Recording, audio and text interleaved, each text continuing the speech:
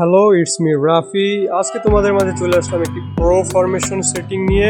Pro এটা আমি বলছি না, তোমরা গেম প্লের পর এই ফরমেশনে গেম প্লের পর তোমরা নিজেরাই বলবে।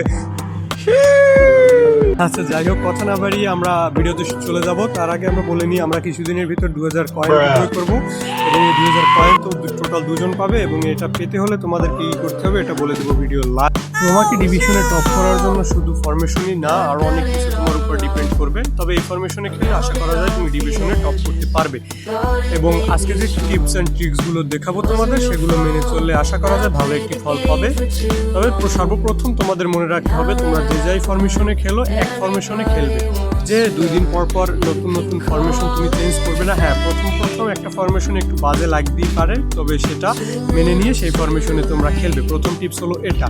দ্বিতীয় টিপস হলো, তোমাদের যে ফরমেশনে আমরা আজকে দেখাবো বা যে ফরমেশনই তুমি খেলো, সে ফরমেশনে তুমি অনেকক্ষণ প্র্যাকটিস করবে বা অনেকগুলো ম্যাচ খেলবে। তুমি আস্তে আস্তে ডিভিশনে টপ করে যাবে। একটু সময় দিতে হবে ফরমেশনে, যাতে তুমি ওই ফরমেশনে প্রো হও। আর আজকের ফরমেশনটা তো ওপি লেভেলের একটি ফরমেশন হবে, যা মাথা নষ্ট। হ্যাঁ, আর দ্বিতীয় কথা হচ্ছে, যারা অলরেডি ফরমেশনে প্রো, দ্বিতীয় কথাটা আমার খেয়াল করে শুনবে, যারা অলরেডি যাদের কোনো ফরমেশন নিয়ে প্যারা নেই, আজকের ভিডিওটা তাদের জন্য না। তারা ভিডিওটি স্কিপ করে চলে যেতে পারো। যদি ভালো লাগে একটা লাইক কমেন্ট করে চলে যেতে পারো। হ্যাঁ, তবে আমরা এখন আর কথা না বাড়িয়ে চলে যাবো সরাসরি একটি ফরমেশন সেট আপে। তোমাদের দেখানোর সুবিধার্থে আমি আগেই ফরমেশনটি সেট আপ করে রেখেছি 4-1-3-2 ফরমেশন। এখানে আমরা এখন প্লেয়ার কোথায় কোন প্লেয়ারটি কোন স্কিলের প্লেয়ার ব্যবহার করবে সেটা দেখবো। সর্বপ্রথম তুমি যে লেফট ব্যাক রাখবে সেটা অবশ্যই তোমাকে ডিফেন্সিভ ফুল ব্যাক রাখতে হবে, কারণ যেহেতু তোমার 3টে অ্যাটাকিং থাকবে সেহেতু ডিফেন্সিভ ফুল ব্যাক এটা রাখতে হবে। এবং সিবি দুটো, একটি বিল্ড আপ এবং একটি ডিস্ট্রয়ার সিবি তোমাকে রাখতে হবে তোমার ডিফেন্স কন্ট্রোল করার জন্য। এবং যে কোনো ফরমেশনেও একটি বিল্ড আপ, একটি ডিস্ট্রয়ার সিবি খুবই গুরুত্বপূর্ণ, কারণ দুটি বিল্ড আপ, দুটি ডিস্ট্রয়ার খেলালে তোমার কন্ট্রোল থাকে না ভালো। এবং রাইট ব্যাকটা তুমি অবশ্যই অ্যাটাকিং ফুল ব্যাক বা ডিফেন্সিভ ফুল ব্যাক খেলাবে। তো সেক্ষেত্রে আমি আমার ডিফেন্সিভ লাইন আপ এই দেখালাম। যদিও তোমার মিডফিল্ডে একটা প্লেয়ার থাকবে, এটাকে একটি অবশ্যই অ্যাঙ্করম্যান থাকতে হবে। যদি তোমার অ্যাঙ্করম্যান ভালো কোনো কার্ড না থাকে, তুমি কম রেটেড কার্ডও খেলাতে পারো, সমস্যা নেই। তবে অ্যাঙ্করম্যান এখানে মাস্ট প্রয়োজন।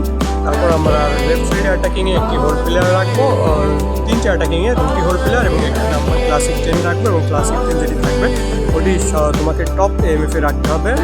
আমার প্লেয়ার ফরমেশন সেট আপ করা আছে, কিন্তু প্লেয়ার সেট আপ করিনি, জাস্ট তোমাদের দেখানোর জন্য আমি প্লেয়ার সেট আপ করে রেখেছিলাম। হ্যাঁ, যেমন আমার এই ম্যারাডোনাকে ক্লাসিক নাম্বার 10 টপ এমএফ রাখছি, সেকেন্ড স্ট্রাইকারের কাজও করবে। এবং এদিকে বেলিংহামকে আমি আবার হোল প্লেয়ারে রাখছি রাইট এমএফে, মানে রাইট সাইডের এমএফে। আর যে দুটি সিএফ তোমার দরকার হবে, যে দুটি তোমার সিএফ থাকতে হবে, তাদের অবশ্যই এডিশনাল স্কিল হতে হবে গোল পোষা, যাতে তারা বল নিয়ে খুব সহজেই অ্যাটাকে যেতে পারে এবং গোল দিতে পারে।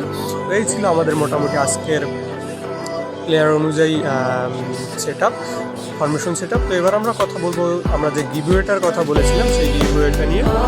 গিভওয়েটা পেতে হলে তোমাকে অবশ্যই আমাদের ফেসবুক গ্রুপে জয়েন করা থাকবে, লিঙ্ক আমি ডিসক্রিপশনে দিয়ে দেবো। এই ভিডিওতে একটি লাইক কমেন্ট শেয়ার করে বন্ধুকে শেয়ার করে দিতে হবে। এবং ফেসবুকের গ্রুপে যদি আমি ভিডিওটা পোস্ট করি, সেখানে তুমি দুটো ফ্রেন্ডকে মেনশন দিয়ে দেবে এবং স্ক্রিনশট রেখে আমাদের ফেসবুক গ্রুপে ইনবক্সে দিয়ে দেবে।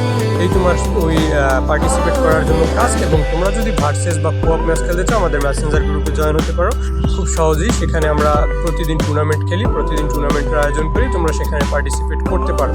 এই ছিল আজকের ভিডিও। সবাই ভালো থাকবে, লাইক কমেন্ট শেয়ার সাবস্ক্রাইব করবে। ধন্যবাদ।